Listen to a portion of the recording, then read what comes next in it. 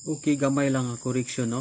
Ato ang i-clarify kung unsa gyud ang place nga diin si Jesus Christ na tao, no? Kay sumala sa ato ang nadungog sa kadaghanan nga Jesus Christ na tao sa pasungan, no? Murag gi-direct nila nga Jesus Christ yun na tao sa pasungan, pero nini nga video atong i-prove nga si Jesus Christ wala na tao sa pasungan, no?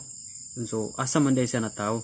So karon do na tay verse nga to ang pag tukion tungod kay usahay man god ma-general nato na nga Jesus Christ na tao gud sa pasungan, no? Pareho ra gud anang moingon nga ang gikaon ni Adan ug ni Eva mansanas nya. Pagbasa nimo sa puno sa Ginoo sa Genesis, dili day mansanas ang gikaon ni Adan ug ni Eva, kundili kahoy di ay nga naghatag og kahibalo. Ang ngalan sa kahoy nga naghatag kahibalo unsay mayo unsay dautan.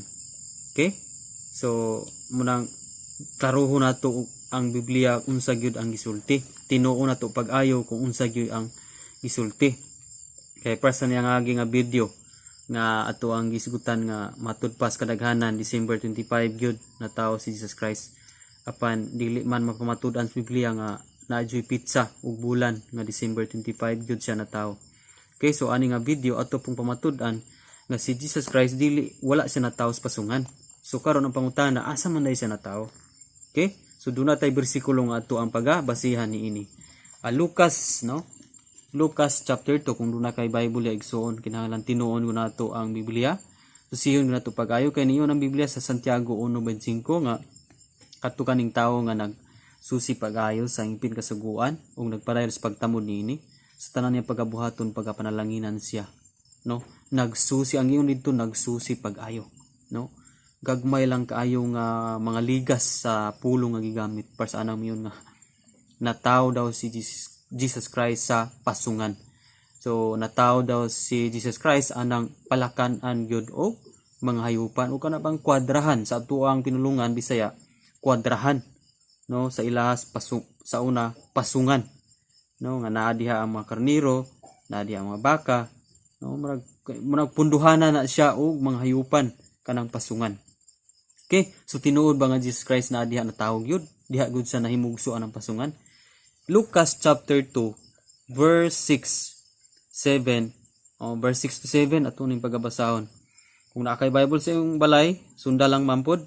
Lucas 2:6 abot sa city.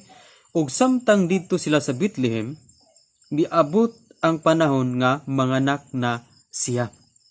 Kay di ba kay aning panahon na ang pagkatao ni Jesus Christ moadto man sila o pagpalista man sila, kay do namon to gitawag og census, no? So atong higayuna daghang tawo ang nag-adto didto sa Bethlehem o sa Jerusalem aron magpalista ba, no? Mao kini ang ikaduhang panahon sa pagpanglista. So moto nga giauhag man ang tibok Roma, no, ni Emperador Augusto nga ang tanang nagpuyo sa tibuok ginharian sa Roma magpalista. That's why si Jose o si Maria ani higayuna nabdo si Maria, mag-alanak si Maria. So dili man pwede nga usaray mo adto nila kundi sila gyud para nga makapalista silang duha. Muna nga ani higayuna in verse 6, miabot ang panahon nga manganak na siya. Okay? Miabot daw ang panahon nga manganak na siya. So verse 7, nanganak siya sa iyang panganay nga lalaki. Okay? So si Jesus Christ ang gi-mention ani panganay nga lalaki.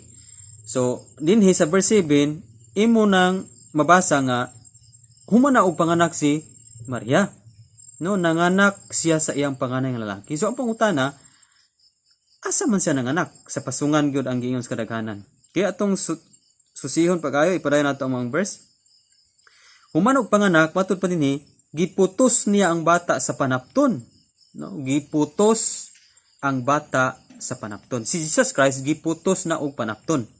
Padayon nato, og gipahiluna sa usa ka pasungan kay wala na may luna sa balay nga abutanan.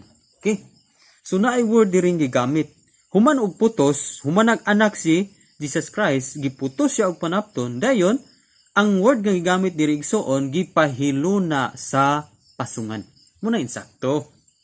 Dili kay Jesus Christ nataw gyud anang pasungan. Diha gyud sa giutong, no? Diha gyud sa giutong anang mga uhot unsa pa na mga trigo diha, dili tinuod na nga diha gyud sa nataw. Kun dili atong klarohon, no? Kay nagsusihon gyud nato ang kamatuoran unsa gyud insaktong word nga gigamit. Ang insaktong word nga gigamit is gipahiluna siya sa pasungan.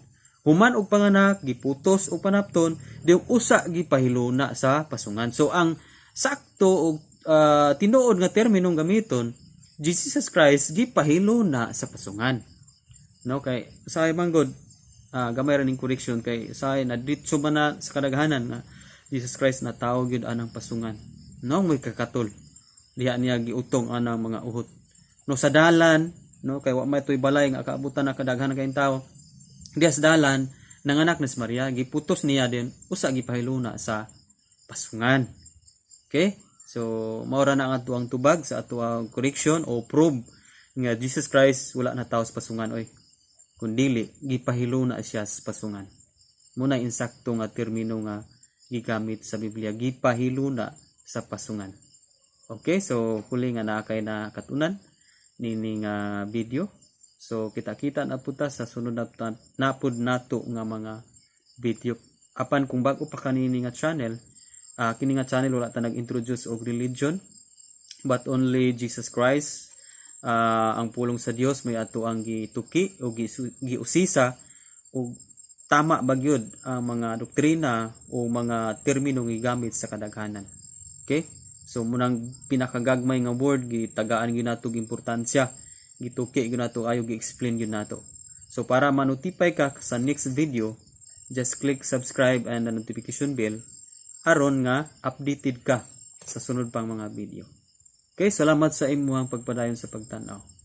God bless, glory to God.